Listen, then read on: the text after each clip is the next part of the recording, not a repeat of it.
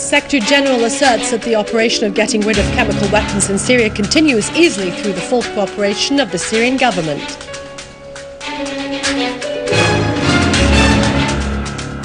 Units of the Syrian army continue to storm terrorist hideouts, killing large numbers of them, most of them non-Syrians.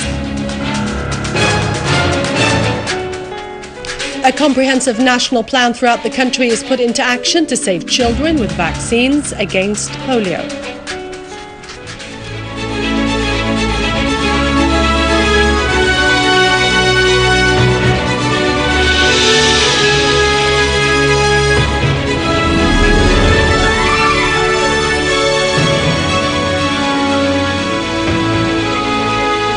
Good afternoon, welcome to our News Bulletin. I'm Dania Nizam.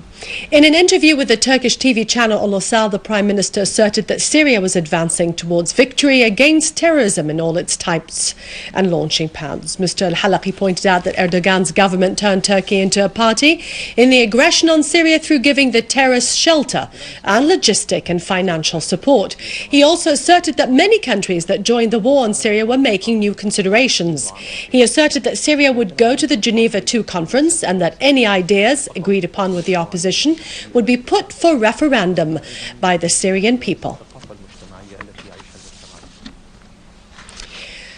After over 2 years of daily terrorist attacks, there was a shy international attitude towards the great human catastrophe of sick people whose suffering increased after the destruction of more than 60% of government hospital and the burning and looting of ambulance vehicles. A common statement issued by international officials, the Executive Director of UNICEF, Anthony Laik, and the General Director of the World Health Organization, Margaret Chan, and the Coordinator of the UN Relief Affairs, condemned attacks on medical institutions in Syria and the victimization of sick people and their doctors and nurses. These attacks constitute war crimes in international law. The statement stressed the necessity of protecting medical institutions and allowing their crew to offer medical and surgical care to the patients. The Syrian Ministry of Health called upon the international community to stop targeting health institutions because the attacks damaged 60 hospitals, 25 medicine factories, more than 400 ambulance vehicles and 650 health centers, in addition to the death of dozens of medical employees. The Minister of Health, however, asserted that the medical institutions, both public and private, continued to offer their services to all Syrians throughout the country. The Ministry of Health attained the first position in the whole Middle East by the end of 2009, according to the World Health Organization. The British paper, the Daily Telegraph, revealed the fact that a Moroccan went to Syria with his 5 sons to fight with the terrorists. The paper said that large numbers of families from all over the world went to Syria to join the extremist fanatic gangs. The paper quoted Shiraz Mahir, the expert in the International Centre to Study Political Violence in King's College in London, as saying that many families from Caucasia and Asia crossed into Syria.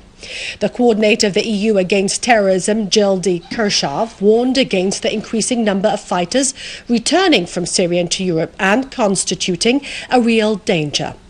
The Tunisian Minister of the Interior, Lutfi Ben Jeddo, asserted that the spread of jihadi fornication in Tunisia was the result of fatwas by the theorists of fanatic thinking. A Tunisian electronic paper asserted that 7 Tunisians were killed while they were fighting under the so-called Islamic State in Iraq and the Levant, which belongs to Al-Qaeda in Syria. Leading terrorist gangsters from Tunisia and Pakistan were killed, with dozens of terrorists in the northern countryside of Latakia.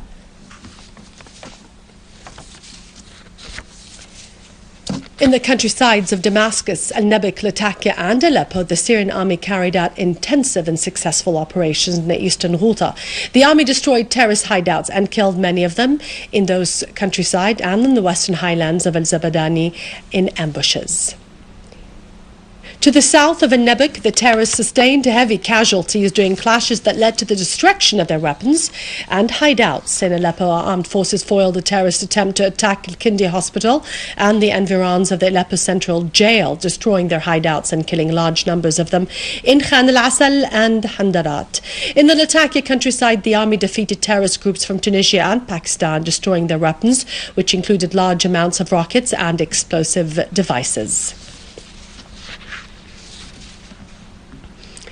The governor of Al-Quneitra, Dr. Mans Salahuddin, visited the wounded Syrian soldiers in the hospital of Yusuf al-Azmi in Damascus. He expressed appreciation of the medical care given to them by the medical cadre. He also expressed appreciation of the steadfastness of our valiant armed forces whose heroic acts showed their determination to achieve victory. The wounded soldiers asserted their determination to return to the army ranks to continue their march along the way to victory.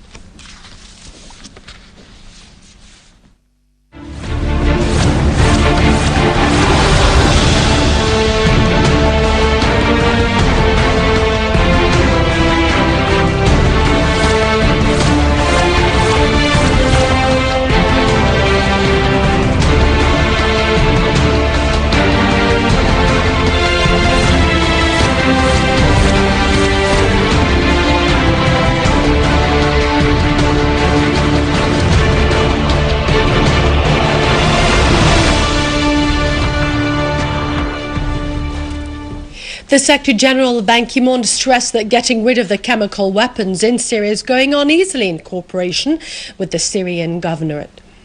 During an interview in Paris, Ban Ki-moon also said that the Syrian government was very cooperative, despite the fact that there was not enough assistance by the states for destroying these weapons, pointing out that the third phase will be dedicated for the actual destruction of these weapons. A delegation comprising of teachers' unions and syndicates in Lebanon, Palestine, Yemen and Lebanon is visiting Syria. A delegation comprising more than 40 officials of teachers' unions and syndicates in Mauritania, Palestine, Yemen and Lebanon is visiting Syria to express solidarity with the Syrian people and the Syrian army. Assistant Regional Secretary of Al-Ba'ath Arab Socialist Party, Hilal al-Hilal, during his meeting with the delegation affirmed that Syria's commitment to Arabism is a point of principle that can never be compromised. Al-Hilal expressed appreciation for the delegation's visit to Syria, underlining the role of teachers in setting facts straight. Grand Mufti of the Republic, Dr. Ahmed Badruddin Hassoun, underlined the role of teachers in raising generations to confront the challenges facing the Arab nation. We are delivering a message to all the world that Syria will overcome this crisis that it has today. And we are here to say that Syria is the aim of all the forces. If you say that they mean to destroy Syria first, then to overcome all the Arab world. So we here to support Syria under the leadership of Mr. Bashar al-Assad. Now we are in Syria here and supporting activities that make a solidarity with the Syrian people, Syrian army that now facing a big world war. Because Syria now is the first support of resistance, the first support of Palestine, the resistance in Lebanon and Palestine that America and some Arab countries, petrodollar countries, want to boycott Syrian because because Syria support this resistance that want to keep our dignity, our honor. We feel sorry about how they change the image of Islam, about what they do with these people, about killing innocent people just to destroy the image of Islam. Hopefully soon we will celebrate victory here in Syria, inshallah, soon. We came to Syria from Yemen and some Arab countries to emphasize that terrorism is a threat to all the Arab nations. So we must support the Syrian army. We stand in solidarity with Syria because Syria is representing the dignity of the Arab nation. The victory is coming soon because of the cohesion of the army and the people. الجيش والشعب. Ministry of Health continued to provide vaccines against polio for children and to contain the cases that have emerged recently by launching successive vaccination campaigns. Cooperation with local and international partners has resulted in an overall plan on the national level and on the levels of each governorate. Also, detailed plans were developed on the level of the districts to vaccinate all children against polio. The Ministry of Health has mobilised great efforts for the campaign, which is aimed at vaccinating 2,200,000 children to ensure healthy life for them.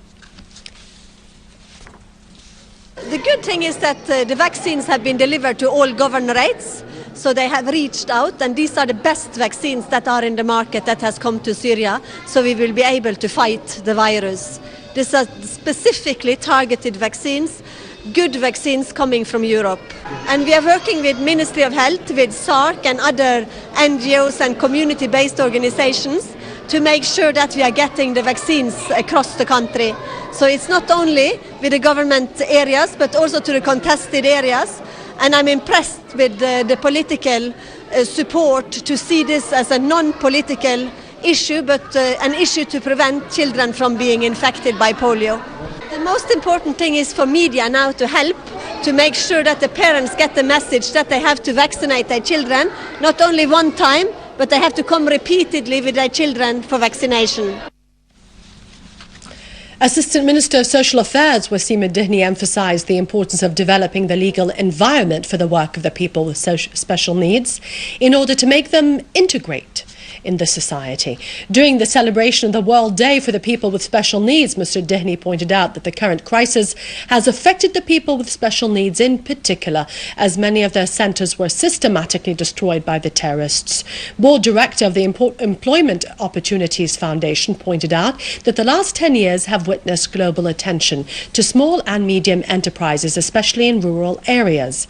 Director of the foundation said that the number of projects supported by the foundation has amounted to 21,000 small projects in Tartus, which employed about 100 people with special needs.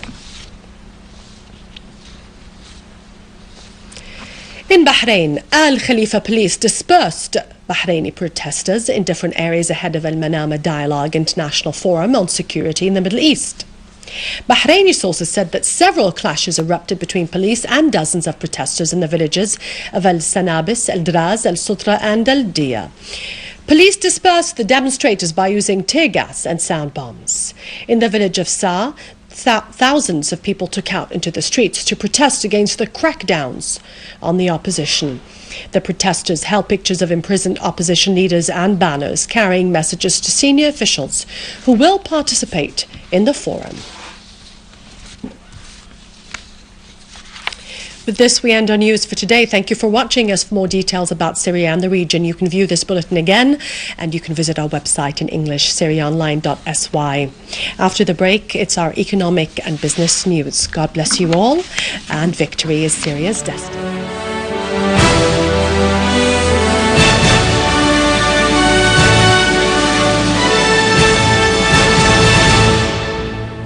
Ladies and gentlemen, good afternoon. The 15th General Conference of the UNIDO has elected Syria as a member of the Asian Group in the organization's council for the coming 5 years, as the Council of the UNIDO is considered one of the most important policy-making tools, which helps in supporting Syria with the needed technical and financial expertise in order to rehabilitate the national industry.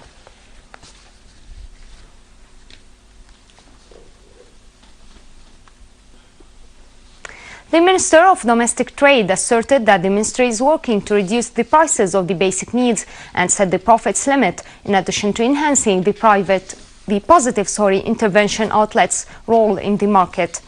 Meanwhile, the minister inspected today a number of Sindus halls, asserting that this visit came in order to inspect the prices of goods, which declined obviously in the recent weeks, calling the concerned parties to reduce the prices, specifically children's clothes, without changes in the quality standards. The manager of the Iranian National Oil Company stressed that Iran will raise its productive energy to 4 million barrels a day soon. He also said that the national company insists on implementing most of the projects linked to producing oil and gas, adding that the company is going to complete and finish the rest of the South Pars gas field.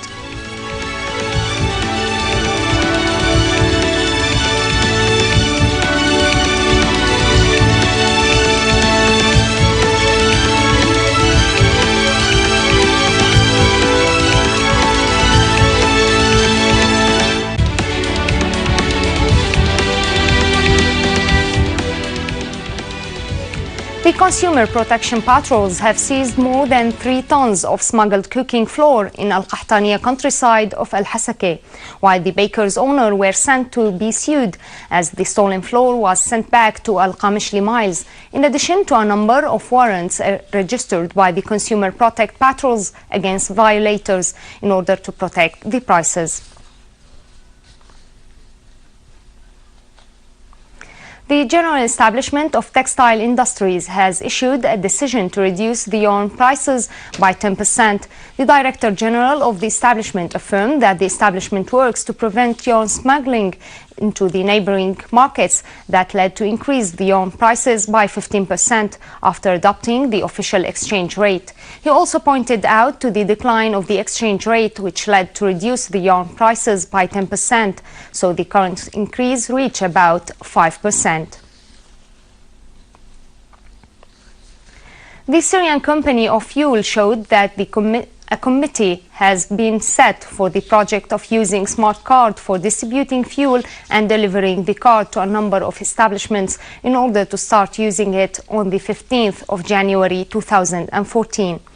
According to Syrian Day's website, the fuel company asserted that a specific mechanism has been set instead of the old ways of distributing gas to the establishments which have paid for the smart card, while the fuel company in Damascus branch has signed a contract for using smart card in the public sector, as it's going to be adopted after implementing the signed contract.